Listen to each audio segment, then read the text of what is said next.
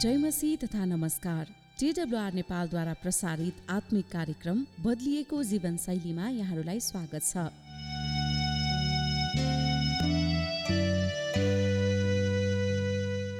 म विषाक्त व्यक्तिहरूलाई कसरी ह्यान्डल गर्न सक्छु?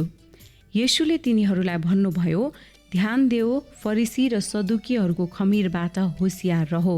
मत्ती 16:6। 2006 नोभेम्बर 1मा रुसको सङ्घीय सुरक्षा सेवाका पूर्व लेफ्टिनेन्ट कर्नल एलेक्जेन्डर लिटभिनेनको अचानक बिरामी परे र अस्पताल भर्ना भए। 3 हप्तापछि उनको मृत्यु भयो। एक विषालु पदार्थ पोलोनियम 210 रेडियो आइसोटोपको कारणले उनलाई पीडादायी मृत्यु दियो। उनको शरीरमा विष भेटिएको थियो र त्यो कुनै सडकमा खाएको फास्ट फुडको कारणले थिएन।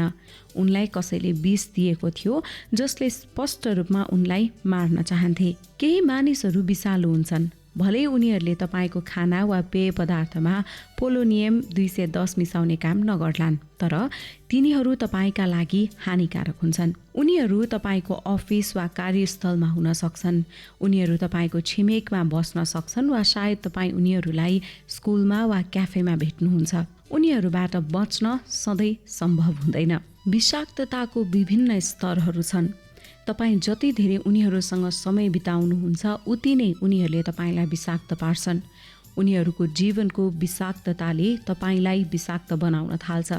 किन नगर्ने, यसो गर्दा के हुन्छ र भनेर उनीहरूले तपाईँलाई गलत काम गर्न प्रेरित गर्छन्। यो कुरा पूर्ण रूपमा थाहा पाएर पनि कि उनीहरूले तपाईँलाई जे गर्न आग्रह गरिरहेका छन् त्यो तपाईँको नैतिकता वा आस्थासँग मेल खाँदैन। उनीहरूले तपाईँमा नकारात्मकता फैलाउँछन्। उनीहरूले तपाईँलाई भावनात्मक रूपमा कमजोर बनाउँछन्। विषालु व्यक्तिहरूसँग यो विषालु संसारमा कसरी व्यवहार गर्ने? सबैभन्दा पहिले तपाईँले विषाक्त वा आफ्नो लागि खराब भनेर चिनिएको व्यक्तिको बीचमा सकेसम्म धेरै दूरी राख्न सुरु गर्नुहोस्।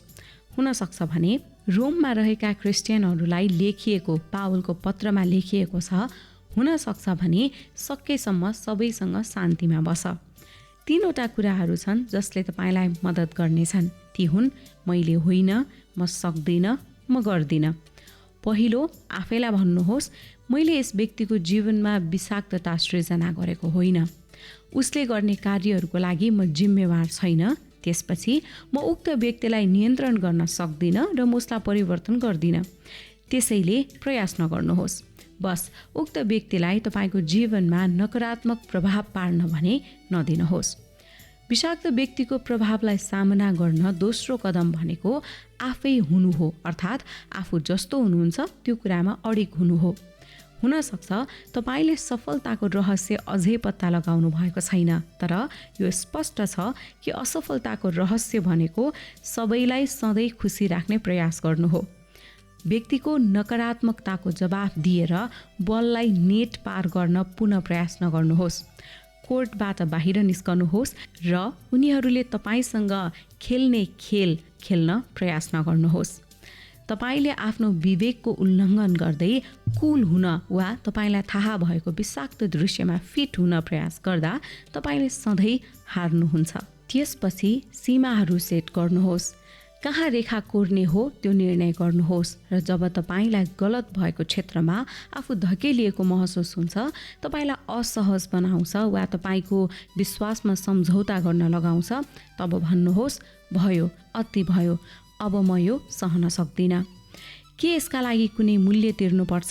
पक्कै पनि, तर यो कुरा मूल्य तिर्न लायक छ।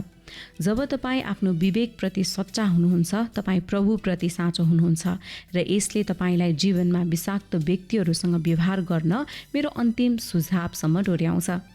के तपाईँले कहिले सुन्नुभएको छ, एकमात्र दर्शकको लागि बाँच्नुहोस्? यसको अर्थ हामीले केवल परमेश्वरलाई खुसी पार्नको लागि बाँच्नुपर्छ।